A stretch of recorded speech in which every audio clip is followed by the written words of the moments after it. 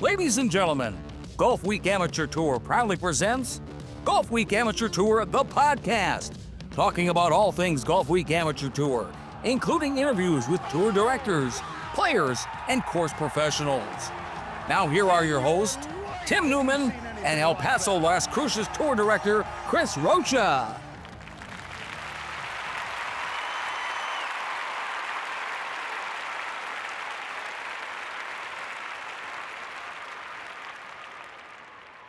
All right, Chris. Welcome back. I mean, you've been all over the country for the last 2 weeks. You'll be home for a little bit. For a little bit, yeah. I think I have an event in Deming, New Mexico, but it's 2 hours. Yeah. It's not terrible. Yeah. Well, that's still home. That's still Not your home bed, It's nice to be in your home bed. You had a good weekend at Ozarks National. I guess. Yeah. Yes, We're not talking about you. We're not talking about you yet. Oh, okay. Sorry. We'll get to you. Yeah. And then we are going to talk a little bit later about this whole cart situation and how people can't walk playing golfing. All right. So be prepared for that. I'm really disappointed in you, both you and Gabe, with that whole situation. We're looking out for everybody, not just us. Not just you. Okay. All right. And want to see how much money you guys raised with the auction. Yep. I got outbid on what I was bidding on, which I'm both disappointed and happy for. Sorry about that. That's all right. It's all right. I'll enjoy it. Were you the one that outbid me? No, I don't know. You did, didn't you? No, Well, let's go ahead and we're going to continue our series on regional winners, and this episode we're going to talk to A-Flight winners. So let's bring in our first guest, Kevin Baughman from the Dallas Tour. Kevin, welcome to the show, bud. Thank you. Thanks for having me. So welcome to the show. You're from the Dallas Fort Worth Tour, and you won the regional at Ozarks National. So congratulations for that. Thank you very much. And it seems like your career round was a 71 a couple years ago, but you shot two really good rounds back to back. You shot 73 at Lantana 2 weeks before the regional, but then you opened up at Ozarks National with a 72. So that must feel pretty good. Oh yeah. The game was feeling good. Mainly just not missing it too bad off the tee and hitting the greens for the most part, and kind of boring golf, just a lot of 2-putt pars and stuff like that. So, but then I'll take boring golf all day if I'm going to shoot 72 and win tournaments. Yeah. I mean, it was definitely fun. Like I said, I kept the ball and play off the tee for the most part, and did well on the par threes, which helped. And so, things just kind of came together, especially, feeding off of Lantana's round, which was actually just a second, even though it was a pretty low A-flight round. But the guys were scoring good that week in Lantana. Everybody was. But yeah, surprisingly, a pretty big lead on at Ozarks after day one. I don't know how it was the lead it was. I think it was a 6-shot lead, and yeah. So yeah, I mean, but it's when it was 6-shot lead. You second place after day one was Colin Osmond from Arkansas. He shot 78. There was a 79 from Mississippi, Doug Christina. But part of it is like you said, just getting hot. I mean, you were hot 2 weeks before, and you come in and shoot a good number like that. I mean, it's it puts a lot of pressure on everybody on day 2.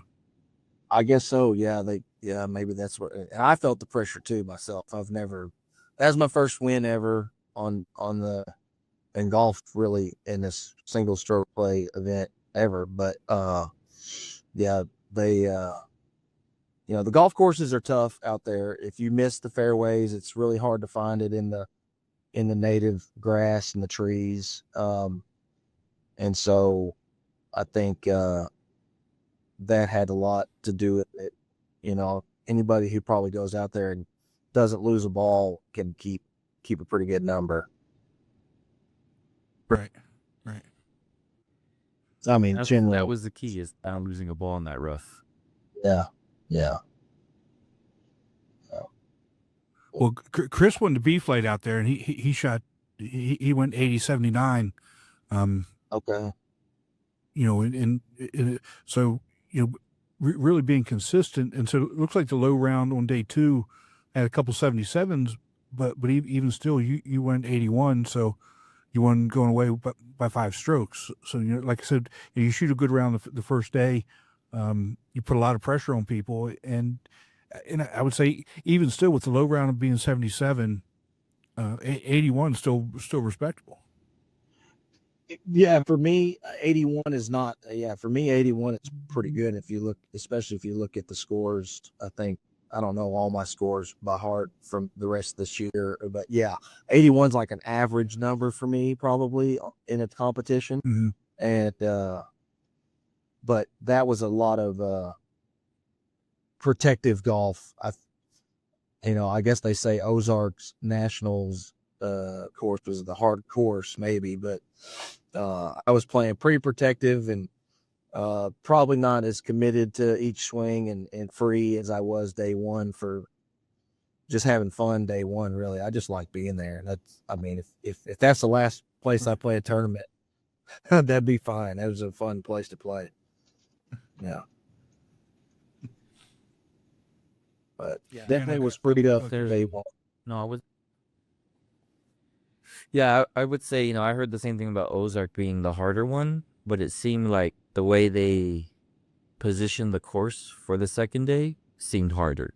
Those pin placements and yeah.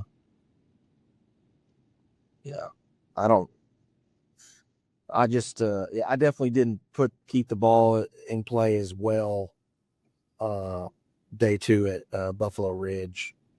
Kind of got onto it. One of those mornings where you kind of rush to the course and you go there and you try to get loose, and I definitely didn't feel as ready, just try to get on the range and get as many swings as I could in and just be like, well, here we go, and so that's kind of what happened day 2. But yeah, it worked out. Well, Chris, that's the second time you and your crew have been out there. How was the course different this time than last time? It was a little bit more windier this time. Mm-hmm. And hot. The humidity, I think day 2 kicked it up to like 110. So if you weren't watching your hydration, that could really definitely affect you. But course-wise, rough was thick, I think. If you were in there and you couldn't find it, or you did find it, good luck getting out. But other than that, everything else was smooth. Yeah, I enjoyed it a lot more this time, I think, than the last time, because I kind of knew the course. Mm-hmm. And we were able to have a caddy, so we had a 4 caddy both days, which helped. Kevin, did you have a 4 caddy? There was a cat. I didn't even know one was going to be in our group. But yeah, it was the guy that was in Colin, right? He had a caddy that day. I guess you could say the caddy was, pretty. He was trying to inform most everybody, but no, I didn't have my own personal caddy. Mm-hmm. Well, you brought up that your average score is right around 81, and I'm looking at all your scores now, and you're right, especially the scores in your handicap. were using 72 to 81. So you got obviously you got 72 and 73, but the others are 79s, 78s, 80, 81. Okay. And so Well, again, I was. if you could hit that, go ahead. Oh yeah, no, I didn't know that. And that's interesting. You say that. What scores are being used for the handicap? Because yeah, I don't know.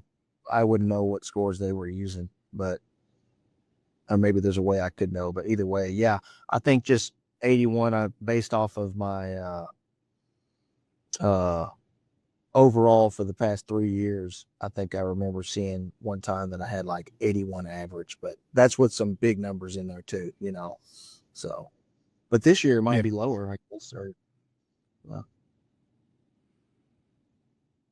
No, I mean, it's so like everybody's got to have a big number. So like your biggest is a 94, you got an 88 and an 86, but then again, like I said, the rest of them are right around that average.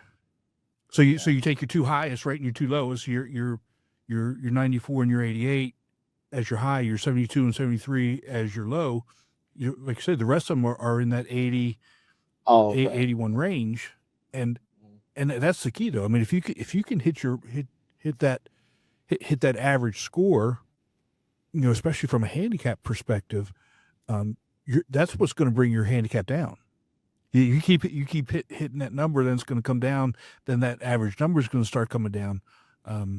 But so like I think from a handicap perspective, you're sitting at a 4.6 with using that 72 and 73. Okay. Yeah.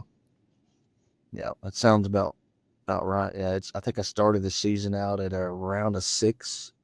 So yeah, these past two low rounds dropped it pretty good.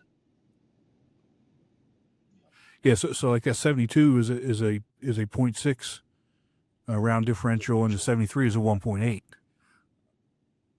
and and the rest of them are 5 to 6.9. So again, you're a solid A flight player. So again, hitting that 80, 81 average is really what you should be looking for in terms of winning tournaments. Yep. Mm-hmm. Yeah. Kevin, let me ask you this. Coming from the Dallas tour, you guys have pretty big tournaments every year.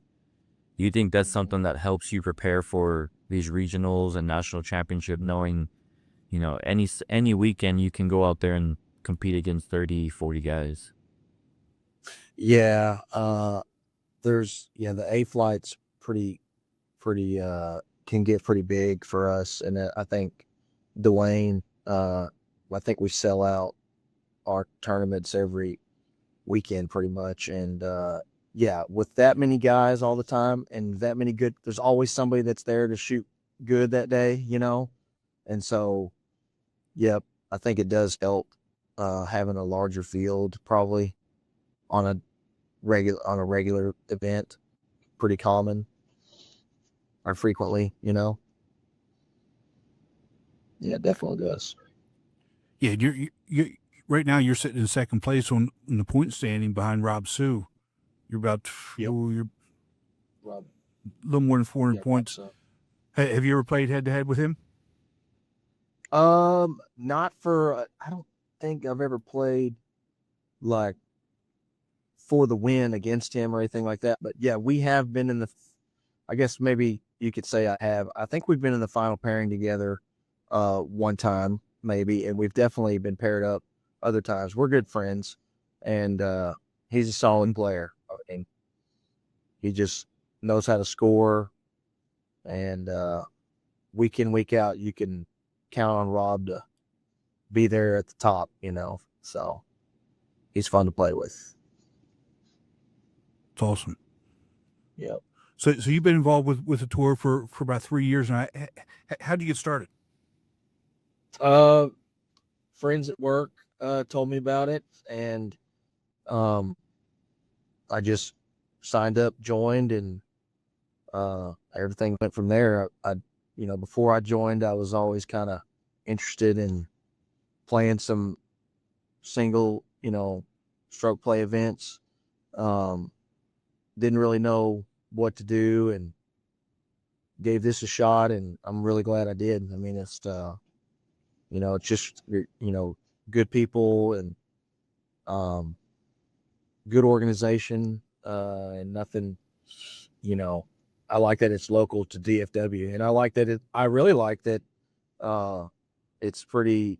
It also gives you options to travel with the tour, and especially to see other courses like the Ozarks, especially, and so it gives you a reason to travel for golf and keeps it interesting. So, yeah, I mean, glad I got started for sure. So what's been your favorite course that you played so far on tour? On the DFW tour? Yep. Like the locals? Okay. Yeah. Probably our Texas Rangers course. That was actually, I think that was my first tournament, which I did terrible. Yeah. But I really like that course, for what it is. I guess my most memorable round in the DFW circuit would be when we played down in Glen Rose, the season finale there. That was my career low, like you mentioned earlier, 71, and I think I backed that up with a 76 that time. But I don't think I was in the lead. It was a close race. That it was 2 seasons. Yeah, I guess that would be my first season finale major, and so that's a fun course to go to. But overall, yeah, if anybody wants to come to Dallas, Fort Worth to play a course and they don't know where to go, I'd tell them to go to Texas Rangers. First place is where I'd go. But and if Dwayne goes back there, and you want to plan a trip to DFW and that's on the schedule, make that a highlight or a key place to stop and visit. But they're all pretty good. I mean, yeah. I just think it's interesting that Dallas, the DFW tour in that area has both the Texas Rangers course and the Dallas Cowboys course. yeah. No, I don't and they're know. both great. Dallas Cowboys are not. Chris. Yeah. I'll skip the Cowboys course all day. Oh my God. Oh boy. So you punch your ticket to national championship. You're going to get out here for the first time this year for national championship. I would like to. It's definitely in the. I didn't realize that's what came with winning a regional. So since I qualified, I qualified for that. I'm definitely seeing what kind of plans I can make to be there for sure. Yeah, I hope so. Well, so I actually live out here in Hilton Head now, and okay.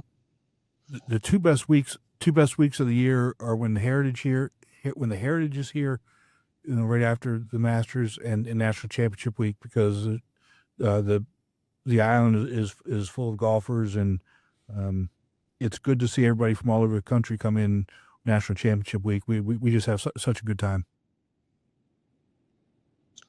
Yeah. I've heard it's beautiful up there, so I'd like the chance to go.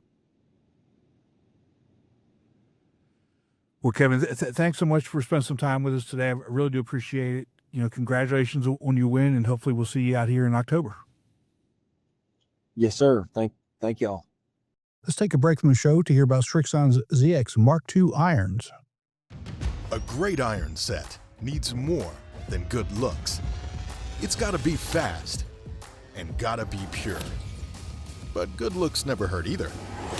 The all-new ZX Mark II irons from Srixon. Tim, we're I don't think we really announced it very well, but we're starting a new series where we're gonna try and get a couple people from each flight and kind of talk with them, per episode. And for being our first guest for the A flight, it was pretty interesting. It was pretty interesting to hear his thoughts on the regional that he won, because I was there, so I kind of knew what the course layout was and kind of what he was talking about. So it was kind of interesting to get a different perspective of it. Yeah. And I didn't realize, because I'm not looking at other flights, honestly, unless I have guys in there. Have a 7-shot lead playing Ozark as the first course is very impressive. Very impressive. Well, I mean, that's the second best round ever on tour. I mean, we shot 73, 72, 73, something like that.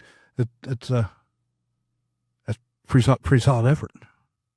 Yeah, I would love to have that. Well, I mean, don't sell yourself short. I mean, I would say we're going to talk about your rounds. I think you had your average rounds. I would say at Ozarks, and you pulled away with a win. But we'll talk about you later. But that also goes to consistency, right? Right. And so he for sure had that. Yeah, overall, absolutely. But let's bring in our next guest. He's from the Mississippi Tour, but he won the Tamaka Trails Regional here a couple weeks ago.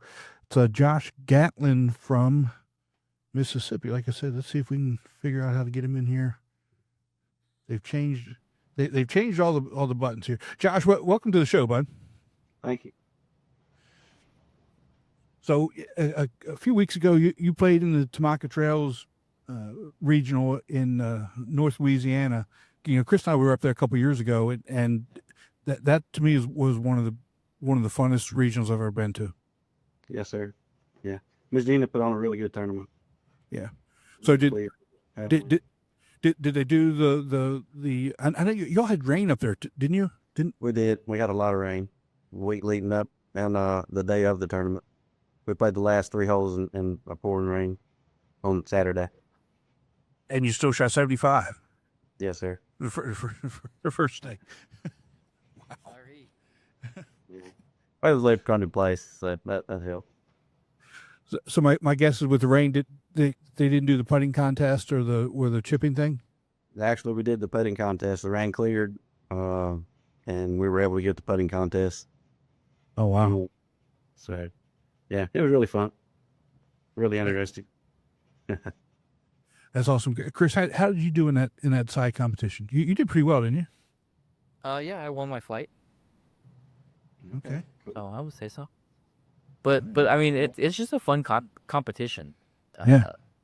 Unfortunately, you guys weren't able to do the flop shot or I think it was like 110-yard shot with rings on the green. Or it's over a tree. But I mean, it's just a fun addition to a big event where everyone's going to try to compete their best, and it gives you an hour to just relax and just go out there and have fun. Walk around with a 6-pack and have a good time. So Josh, you shot 75 on Saturday in the first round. That was tied for a low round of the day. Walk us through that first round, especially when you see the rains coming in and you got to finish within the downpour. Basically had a bunch of pars, no birdies that day. And what is it, par 71, so 4 bogeys. So it was a little challenging in the rain. I think I want to say I bogeyed the last hole, I think. That's been a couple weeks ago, so it's kind of hard to remember. But I played a few rounds since then. So yeah. Go ahead. And so you were paired with Seth Tilbury from Louisiana North in the final round, and you all were tied going into the final round, and you beat him by 1 stroke. What was that like all day going back and forth on Sunday? It was fun playing with Seth. He and I rode together, and it was a good match because he would take the lead, and then I would take the lead, and think I had a 1-shot lead going into the final 4 holes, and he and I both had 2 bogeys. I bogeyed 18, and we started on 3, so I bogeyed 18 and I bogeyed 2, and he bogeyed 2 as well, and that's what sealed the tournament. Wow. Yeah, it was a good back and forth. So you obviously had some birdies on Sunday. I had 3 birdies, yes, sir. Did you get paid on any of them? They had the par 3 challenge, and I was 1 under on the par 3 challenge, so I got paid on that. And I had 1 skin, no super skin. So, for whatever.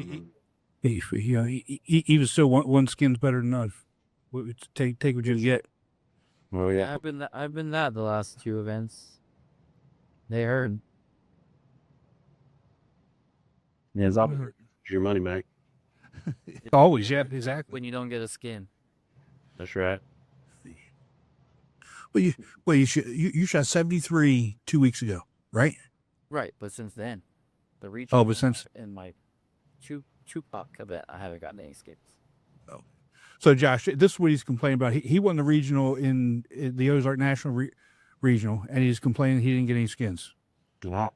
See, all they said was it hurt. That's all. Jiminy crickets, man! Oh my God! So No, it's good to get a win on that. exactly, you get the win. Yeah, I mean, I won't give it back. I'll tell you that much. Absolutely not. Yep. But So you've been on the tour since 2017. You took a couple years off, and you're back this year. What is it about the tour that keeps you coming back? well, I took off from my kids. I have a 9-year-old and a 15-year-old now, and finally got a little time to come back and play some more. Yeah, And it's just good to have play competitive golf, see where your game stands against other players, in my opinion. yeah, absolutely. You know,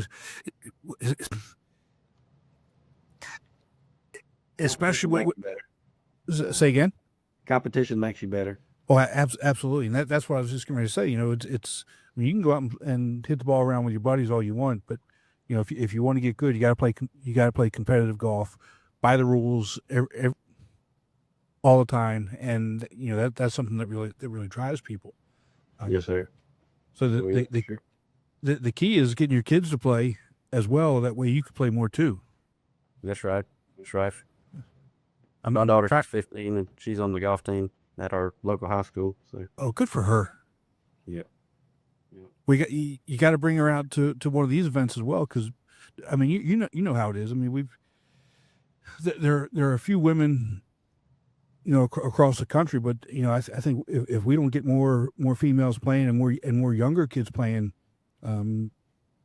golf itself is in trouble. So I mean we got to get more kids playing, got to get more females playing, and you know there's the Golfweek Amateur Tour is a perfect place for them. Hell, we had a 12-year-old won the 8th flight a number of years ago. Really? Yeah, 12 years old won the 8th flight, and the year before that, a 75-year-old man won the 8th flight. So it doesn't really matter where you're at, you know, but we got to get more people coming out, and specifically more girls and more young kids. Yes, sir. I agree with that. Well, yeah, on my tour, I have a 14-year-old that in this year alone started in C, and the only reason he started in C was because I told his dad he is not starting in D flight because he is a golfer. So he started in C. He won 2 events in C, got bumped up to B, won 2 events in B, got bumped up to A, and won his first event in A. Okay. So, I mean, the competition helps them grow as well. Yeah, absolutely. Keep that in mind. Yes, sir. Absolutely. So we got to get him bumped up to champ flight too. I told him, you might as well do it the last event if he's not going to nationals and trying to win all 4 in 1 year. I don't think anyone's ever done that. Well, I don't know why he wouldn't want to go to nationals. They have school. Oh, come on. School education, they're not teaching him anything anyway. Josh, are you going to make it to nationals this year? I'm not sure. We have another vacation planned, so for the fall. Okay. So I'm not sure if we'll make it or not. Okay. You know, to me, and you know, Chris, you know this. Right before this call, we were on another call with folks from Golfweek, and to me, there's the two best weeks of the year here on the island are Heritage Week, which is when the Heritage is here right after the Masters, and National Championship Week, because there's nothing but golfers here. At that point, and the whole island is packed with golfers, and the atmosphere is just amazing. But if I'm looking at your history here, I mean, since 2017, you've been here since 2017. What's been your favorite course that you've played when you've been on tour? Shell Landing's probably one of my favorites in Crochet, Mississippi. Shell Landing and Dancing Rabbit. Okay. Y'all do a regional over there at Dancing Rabbit, don't you? It's just a major on our our scale. Yes, sir. Okay. Yeah, I know people talk about that a lot. Yeah, Dancing Rabbit has two courses, the Zegas and the Oaks, and it's part of the Silver Star Casino for the Choctaw Indians. Okay. It's a good track, or both those tracks are good. The Lost Reserve golf courses in Van Cleef, that's a pretty nice course as well. Yeah, so y'all were at Shell Landing early, and then Preserve right after that. Yeah, I'm looking. I won the Preserve. So how many wins do you have this year? 2? 3. I won the Las Vegas regional. Wow, so you got two regional wins. Yes, sir. Chris, we are behind the times on that. Yeah, in January. I think the second week in January. Yeah. What? Snow Mountain and Sun Mountain, I think, for the courses. At Paiute. How cold was it there when you were out there? Saturday it was a constant 35-mile-an-hour wind, and it was pretty chilly. Sunday it was cool in the morning, and then it warmed up really nice, and the weather was perfect. But those are some amazing golf courses as well. Well, you know, Chris, the first year we traveled, we went to the Vegas regional, and then we went to Tamaka Trails. So we got to get back out on the road. Got to get back out on the road. So, Josh, you got a tournament coming up this weekend at English Turn. What's that course like? I've never played English Turn. Okay. And I'm planning a 2-man scramble at a local course. So I'm gonna miss English Turn. And then Dancing Rabbit the following week. Yes, sir. And I haven't committed to that yet. Our club championship is that weekend, so I'm kind of torn to play Dancing Rabbit or our club championship. Gotcha. Man, so if looking at at the final 2.5 months, I mean, which one would you say if somebody's coming down to Mississippi that they got to play in? Would it be Dancing Rabbit?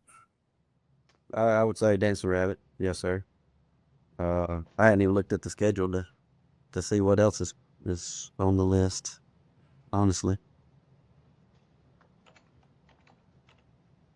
Tim did mention, I think when we were off air, that you did get promoted I did get promoted. to champ flight. How do you feel about that? What are your expectations going into there? We'll just have to see how it goes. I mean, I think my handicap dropped to 2.1 with those 2 rounds, so it'll be interesting. I don't know many of the guys in the champ flight, so I'll just have to go play, several events just to kind of get a feel for it. Right. And I think Well, last time think your game is ready for champ fly? You think you got some work you got to do? you got some short game work to do. So, My driver is one of my better clubs in the bag, so I'm pretty consistent hitting fairways. It's just around the greens is where I could tend to lose shots. Well, hold on. Now that I'm looking at your scores a little bit better here. Okay, so you've played in 3 tournaments this year. You won all 3. Yes, sir. So you've got 5 rounds, and 3 of those 5 rounds you've got a champ flight index. So obviously, that's where you should be. And Chris, we had Joe Jaspers on last episode, and one of the things we talked about was the difference in mentality between a champ flight player and a B, C, or D flight player, and the whole idea of continuous improvement. I think the whole idea that you're there and you're working on things, that's really what you should be doing as a golfer, but as a champ flight player that's going to be in here and competing. That's right. So, well, I wish you the best of luck, and hopefully we'll see you here in Hilton Head in October for National Championship. Okay. Sounds great. Thanks, Josh. All right. Thank you for having me. Let's take a break from the show to hear about Srixon's ZX Mark II drivers. ZX Mark II drivers are for major players, major winners, major power. All new ZX Mark II drivers, only from Srixon. And we're back, and we got to thank Josh Gatlin from Mississippi for joining us. I think this is the understated episode of the year. why is that? The quietness, man. The quiet. I would say quiet confidence from both Kevin and Josh, and just all about business. They don't seem to play around. A-Flight. There's that solid. saying, act like you've been there before, and when you win your share of tournaments and big tournaments, it's just like a normal day at the office. Apparently. I mean, when we talk to Joe, he talks to us like it's a normal day. Just shot a 6 under, missed some putts here and there. Could have been 12 under. Yeah, could have been this, could have been that, but just got work to do. Tomorrow's a new day. God bless him, man. God bless him. Three tournaments, 3 wins, with 2 of them being regional wins. Sign him up. His director better pay for his nationals if he wants some firepower out there in the champ flight. I'm telling you. Man. Let's talk about you. What about me? And I know this isn't the B flight segment, but We can save it. No, we'll take care of you now, and then get some others on as well. I told you, one of the last things I told you was somebody from your crew was going to win. Yeah, you did. And I mean, any of us that went out there could have won easily. It was. But your brother was close too. My brother was close. I mean, I still consider him part of my tour, even though he's gone to the DFW. But he was close, leading after day 1, tight race the whole day until hole 15, when he texted me that he went 2 in the water. And I just told him, well, you gotta let it go. Nothing you can do about it. Mm-hmm. You got 4 holes to go, 3 holes to go. Finish strong, and wherever the chips may fall, the chips may fall. I had already finished, so we went and turned the scorecard. I told the cart guy I'm keeping this cart, and went back to hole 18. And with my rangefinder, watched every shot he took. And we knew he was below the green, maybe 20 yards. And we knew he had to do something special on that specific shot to even have a chance for a playoff, because he was down 2. And he chips it in. And then we went crazy up there. And I don't know why I didn't record it. I think I just wanted to enjoy the moment. Yeah. I hate, sidebar, I hate when like I go to concerts and everybody has their phone out. No, I do. I'm with you. Or Mhm. you go to I went to the PGA event in San Antonio. Everybody has their phone up. Like nobody's enjoying the moment. Right. And I wanted to enjoy the moment, and he chipped it in. We all went crazy. And the guy leading was in the trap. So, I mean, in sea flight in the trap, anything can happen. Mm-hmm. We all know this. And then with pressure on there, you just saw your competitor hole out for birdie. Who knows? And he got out very well. Had a tester for bogey and drilled it. Went to a playoff. And I'm telling you, when we went to a playoff, the whole El Paso crew grabbed the cart and we all went there and watched them from the green. That's awesome. And it was just a cool moment. Unfortunately, he lost in the playoff, but even the guy that he was playing against was like, "This is the coolest thing ever to have you guys here, like just watching and cheering us on." So it was a good time. We wish it could have been a brother sweep, Mhm. but maybe next time we're both going Maybe to next time. PTT. Maybe that could happen. It was fun. It was fun. So how was your rounds? Wasn't me. Now I want to talk about you. So okay, me. I'll start by saying this: one of the only reasons why we went back is because Cliffhangers opened up, which is that par 3 course coming down one of the cliffs. Mm-hmm. And I've been wanting to play it, so that's one of the main reasons why it kind of drew us to go there. Unfortunately, on like hole 7, I missed the curb. Walking, I didn't see it, and rolled my ankle really bad. I mean, I rolled across the cart path onto the next green, and was just screaming in pain, as my brother and our friend is just on the tee box Laughing. "Are you okay? Mm-hmm. What is going on over there?"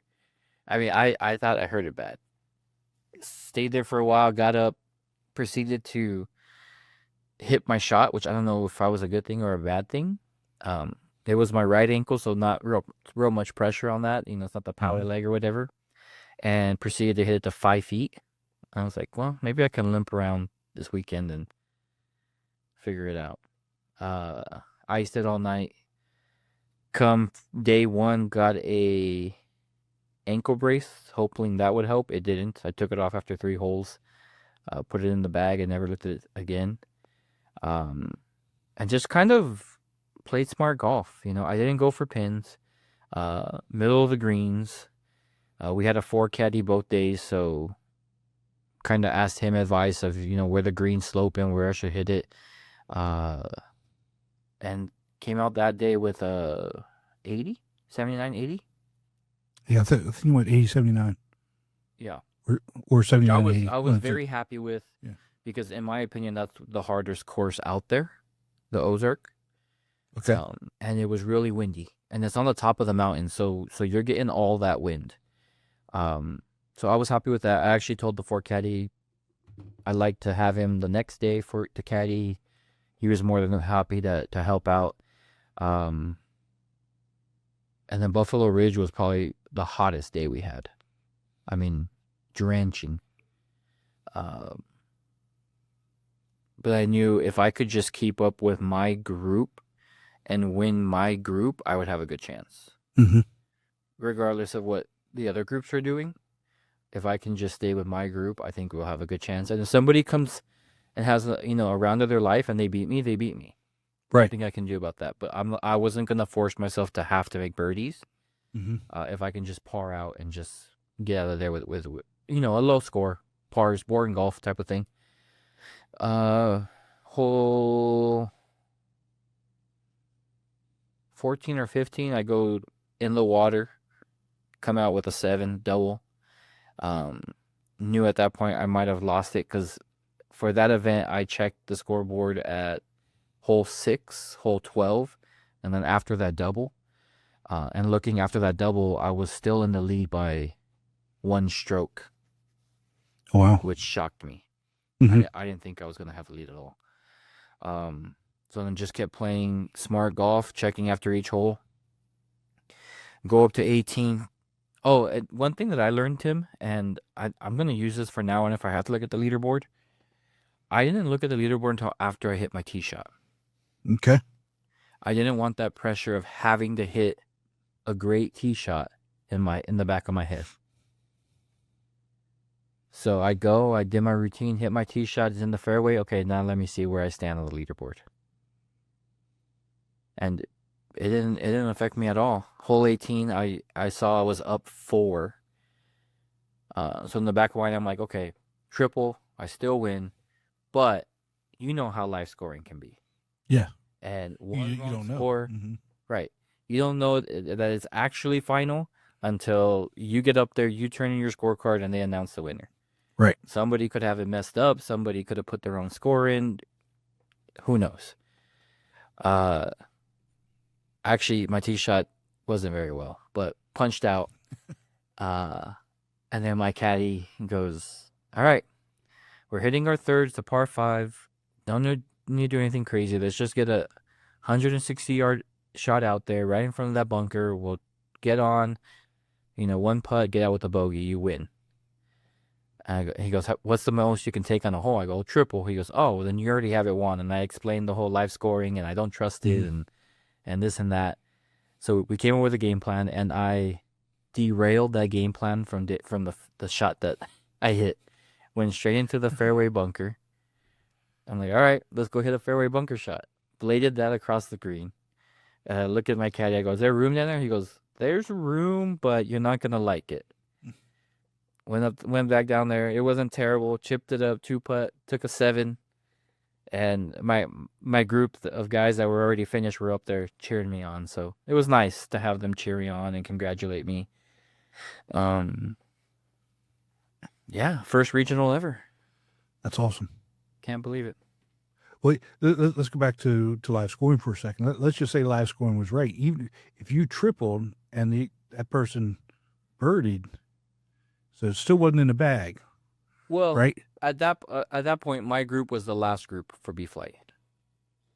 Okay, so you already knew. I had already known that everybody was gonna finish before me. So that wasn't worried for me. It was just a matter of whether their scores were inputted correctly or not. Right. Okay, gotcha. But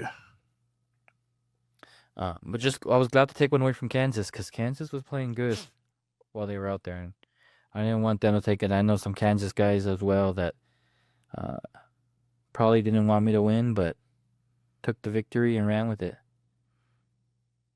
How was the road trip? Wasn't terrible. Wasn't terrible at all.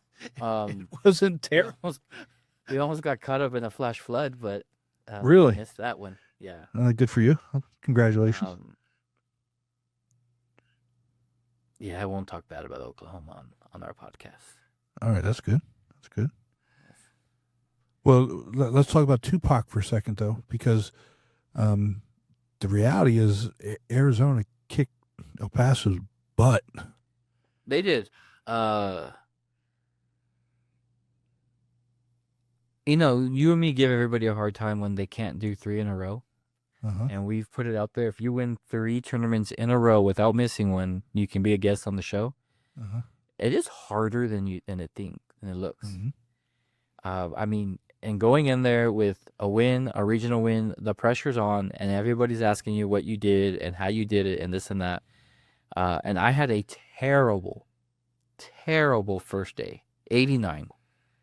I mean, it was to the point where the wife went for a massage, and I didn't want to leave the boys in the room by themselves, so I took them, put them under a tree, and stayed at the range hitting balls for an hour. Oh, my God. They were there with the dog just chilling. And, I mean, just wanted to get them out, fresh air. Did that. But came back solid with was it 83 the next day? Put myself in 5th place, so I can't complain. Golf is golf. You move on. But yeah, Arizona played very well. B flight player, I mean, plus 11 through 2 days. He should be getting moved up soon. We did have one champion come out of the D flight for El Paso. She kicked all the boys' butts there. It's good to see. And Gabe put out a challenge over during awards because they're coming down to my Beat the Heat in Ruidoso. He put a challenge out there that they will win 2 out of the 3 championships. And I told him that he can go kick rocks. And now we have $100 on the line. So Okay. I did tell him, you have like 3 guys registered, so you need to bring some guys if you're going to have any chance. And we'll see what happens. But it was a fun time. It's always a great time. We talk a lot about our Ryder Cup rivalry that we have. And yeah, it does carry over to these events. But at the end of the day, we can all sit together at the same table and have a drink and have laughs and talk about who knows what, or meet up at the pool. And it's not, us hate them and them hate us. It's friends that have become lifelong friends just through these little competitions. Absolutely. Absolutely. Now, the only problem that I have with you guys is there was some, I guess there was some question whether there was going to be a round 2. And, when 250 years ago, this was taking place on 4th of July weekend, 250 years ago, the people weren't complaining about how hot it was. They just put their wool suit on and went on about their business. And y'all couldn't put your golf bags on your back and shorts. So for all our listeners, there was an incident at the cart barn. We don't know details, but it took out all the power in the cart barn. So they weren't able to charge any carts from that public play on Friday. And they gave us the best they could on Saturday. But with it being 4th of July weekend, there was no electricians that wanted to go out there and look at a little cart barn in Tubac, Arizona, which is understandable. So we came up with, if we don't have enough power, what are we going to do for Sunday? Keep in mind, Tim, it is Arizona weather. Okay, this isn't the East Coast. Okay. I mean, I'm still waiting. I'm still waiting for the kicker. And this course is not easy to walk. You got to go over a river. Oh, you gotta go over a river. It's uphill the whole way. We don't have canoes. There's a how are you getting the carts across the river? A bridge that goes. There's a bridge. Okay. Like this. And then down. Okay.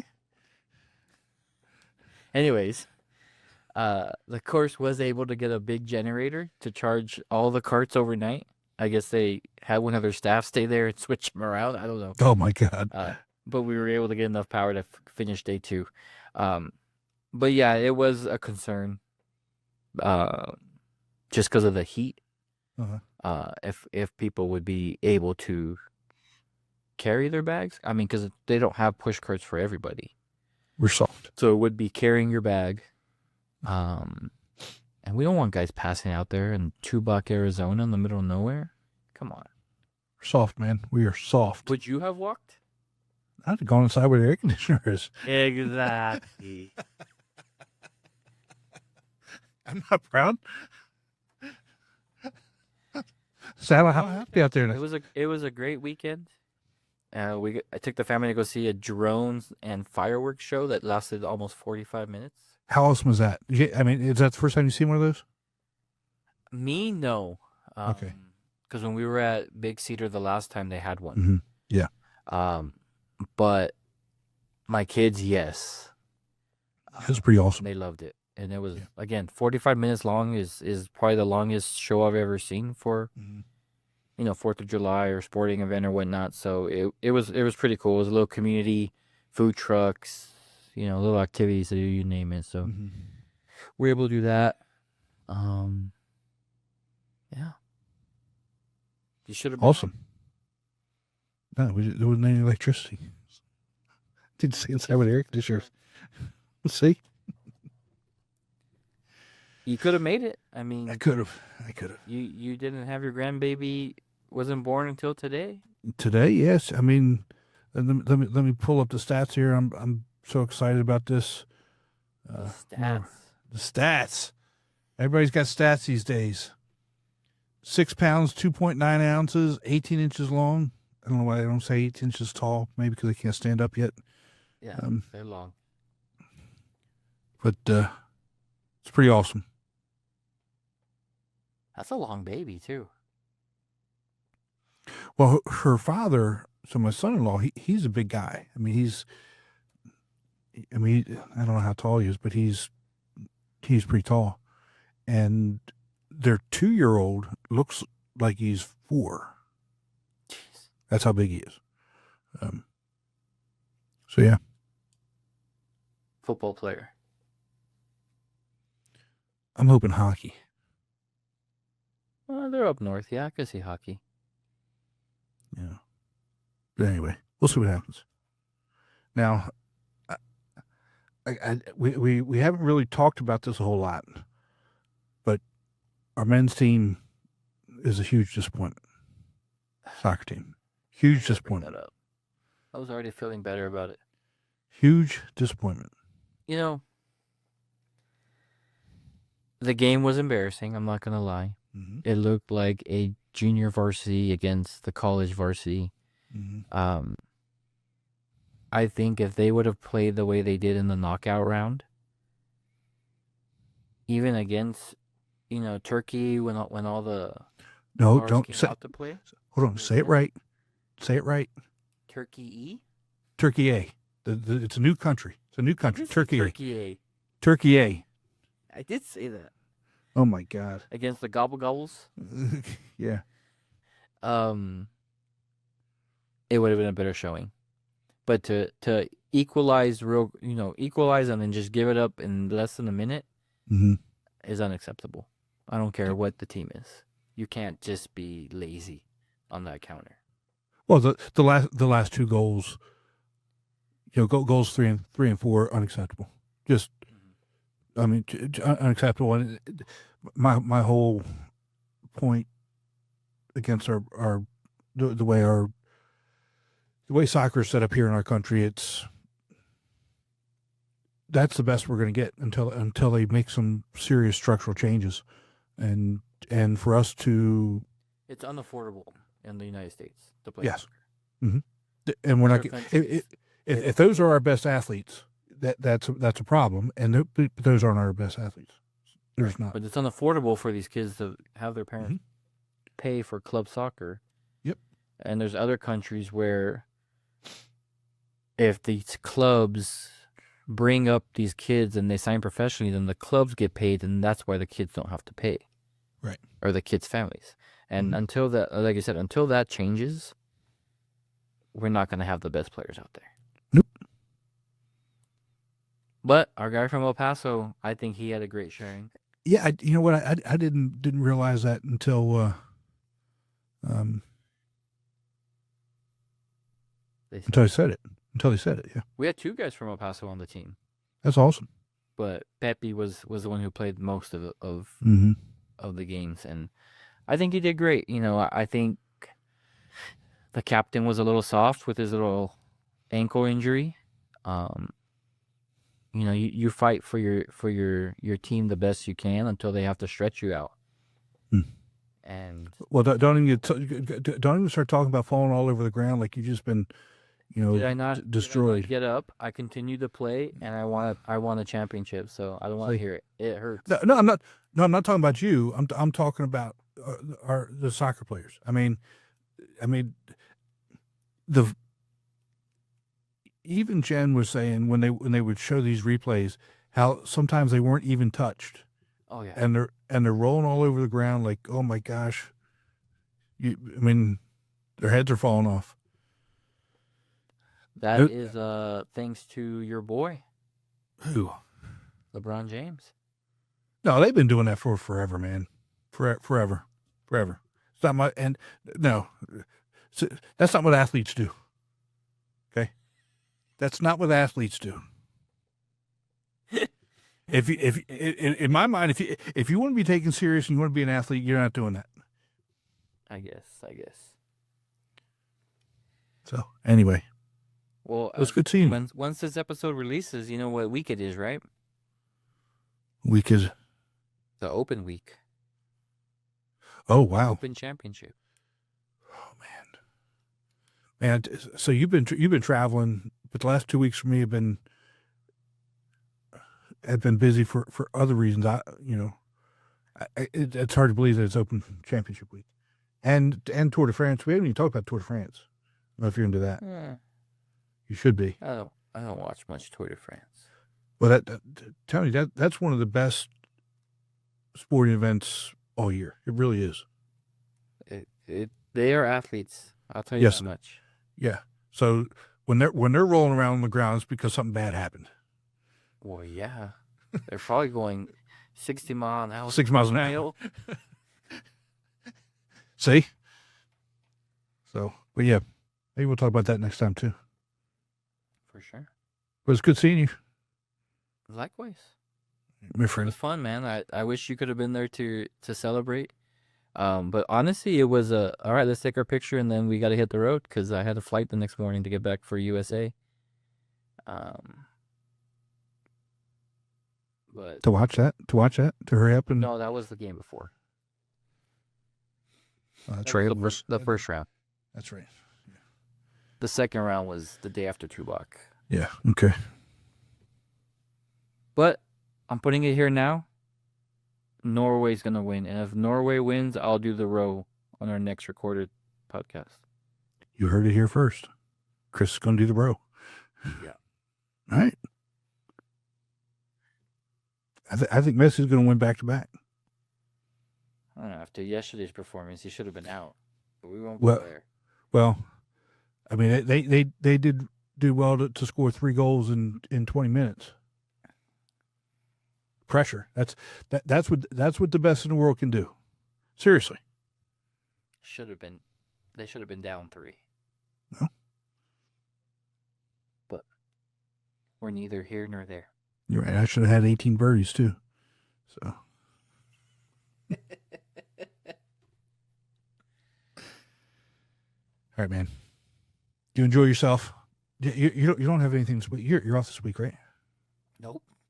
Oh no, you're not off this week. Oh, I have a tournament on Saturday. Our El Paso Classic. Okay. Then the next weekend I'm going and doing a invitational in Deming, New Mexico that I got invited to. Okay. After our event in Deming, the pro said if I want a spot, I got it. And this thing has a huge Calcutta the day before. Ooh, I love the Calcutta. Huge rib and steak dinner. Sold out every year, and there's a wait list of like 50 guys. And they can't get on unless somebody doesn't play the previous year that was on the list. So this is apparently a huge thing that luckily, I was added on the list, and I can't wait to play. It's match play too. So me and match play are like best friends. I like that. So we'll see how that goes. And then after that, then I finally have a weekend off. But it's my wedding anniversary weekend. So So you don't have a weekend off. if I try and go golf, I will not be here for the next podcast. Do what you got to do. As long as she's happy, That's all that matters. yeah, the sticks get to go and play. There you go. All right, my friend. Enjoy yourself. We'll talk to you soon. Yes, sir. You have a See you, good bud. one.